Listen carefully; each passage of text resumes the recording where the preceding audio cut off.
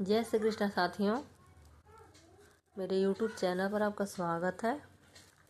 और अभी हम लोग पढ़ेंगे सुदामा पांडे धूमिल के विषय में, जिनका कि आज जन्मतिथि है 9 नवंबर 1936 में इनका जन्म हुआ। और यह विवरण पढ़ेंगे उनके विषय में। हम लोग पढ़ेंगे हिंदी साहित्य का दूसरा इतिहास, जो कि बच्चन सिंह की पुस्तक है,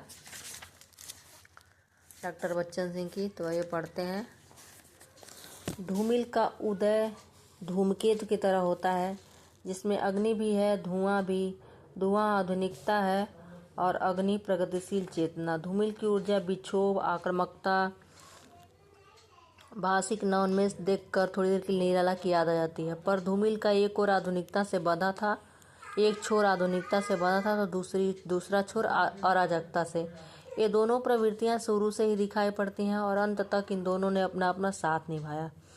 सन 1967 में वह एक और आधुनिकतावादी कविता लिख रहे थे तो दूसरी ओर मोचीराम। उनके 3 संग्रह हैं। धूमिल के जो है 3 ही संग्रह हैं, जो कि सभी बहुत ही प्रसिद्ध हुए, महत्वपूर्ण हुए। उनके तीन संसद से सड़क 1972 में लिखे, कल सुनना मुझे और सुदामा पांडे का प्रजातंत्र में दोनों प्रवृत्तियां मिलेंगी। राजकमल चौधरी की मृत्यु पर लिखे उनकी कविता में आधुनिकता की विकृतियां भरी पड़ी हैं।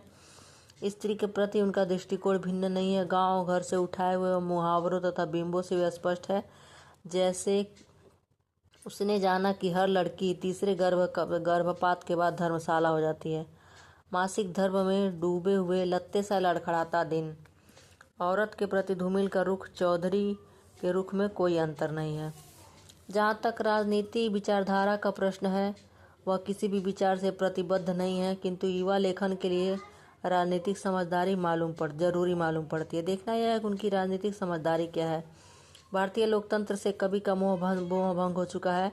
उसे दूसरे लोकतंत्र की तलाश है, या जनतंत्र जिसकी रोज सैकड़ों बार हत्या होती है और हर बार वह भेड़ियों की जुबान पर जिंदा है। जनतंत्र चल रहा है, उसका नक्शा ट्रैफिक पुलिस के चेहरे पर अक्स है। सुरक्षा का सवाल व्यर्थ हो गया, क्योंकि वह सुरक्षित है जिसका नाम हत्यारों की सूची में नहीं है। संसद के बारे में उसका विचार है, अपने यहाँ संसद तेली की वह घानी है, जिसमें आधा तेल है आधा पानी है। प्रजातंत्र के विरुद्ध स्वयं एक कविता है। दूसरे प्रजातंत्रों को खोज रहा है, कोई रास्ता नहीं मिलता। वह वामपंथ की संभावनाएं टटोलता है, बाएं हाथ का समर्थन करता है। एक अन्य स्थान पर कवि कहता है, लोकतंत्र के इस अमानवीय संकट के समय कविता के जरिए मैं भारतीय वामपंथ के चरित्र को भ्रष्ट होने से बचा सकता हूँ। कविता के जरिए उसे बचाना एक इच्छित कल्पना है, पर उसकी दृष्टि में वामपंथ का चरित्र भ्रष्ट है। पतझड़ कविता में वह जनवाद और जनसंघ को एक सूत्र में बांध देता है। जनवादी मुद्रा में शाखों पर चढ़ी नकचढ़ी हवा, शब्द वृद्ध पत्तों पर समकालीनता के जनसंघी नुस्खे लिखती हैं। क्रांति की संभावना पर भी उसे विश्वास नहीं है। यहाँ के प्रसंगों के लिए किसी अबोध बच्चे के हाथों की जूझी है। रह गया नक्सलवाद। संसद से सड़क तक में नक्सलवाड़ी पर एक कविता है। पटकथा में कवि लिखता है, भूख से रिरियाती हुई हथेली का नाम गया है। भूख से रिरियाती हुई हथेली का नाम गया है और भूख से तनी हुई मिट्टी का नाम नक्सलबाड़ी है। कल सुनना मुझे में श्रीकाकुलम पर एक स्वतंत्र कविता है। एक कविता में छापा मार दस्ते की याद दिलाता है और अंधेरे में एक युवा व्यक्ति गुम हो जाता है। अन्यत्र वह कहता है, और जहाँ शब्द सक्रिय हैं, भूख का सिलसिला छापा मार सीटियां बजाने लगा है। जाहिर है नक्सलवाद के प्रति उसकी सहानुभूति है। कुछ दिनों तक नक्सलवाद का एक सार्थक आंदोलन माना जाता था। यदि धूमिल की उससे सहानुभूति है, तो इसे अनथ्या सिद्ध करने के लिए बौद्धिक व्यायाम करने की क्या आवश्यकता है। धूमिल के मोचीराम का जिक्र करते हुए बिना धूमिल प्रकरण अधूरा रहेगा। कदाचित यह उनकी सर्वोत्तम कविता है, निहायत संयमित और निहायत प्रभावशाली, जटिल व्यापारों और बिंबों से गुथी हुई। उनके अपने अन्वेषित मुहावरे भी हैं, उनकी चमक भी है, पर यह अलग से नहीं चमकते। पूरी कविता को चमकाकर उसी में चमकाते हैं। कविता के भीतर बातचीत की शैली में भी एक आलाप है, बौखलाए हुए आदमी का एक आलाप नहीं, पेशे से जुड़े हुए आदमी का एक आलाप। पेशे में छिपे हुए एक अदत्त इंसान के प्रतिकूल खड़े आदमी के खिलाफ भाषा का हस्तक्षेप कविता बन जाता है। मोचीराम के औजारों के पास शब्द है, वे बोलते हैं। वे कहीं न कहीं आदमी बनने की तमीज़ भी सिखाते हैं। मोचीराम का बसंत पेशे से जुड़कर अद्भुत, अपूर्व और अद्वितीय हो जाता है।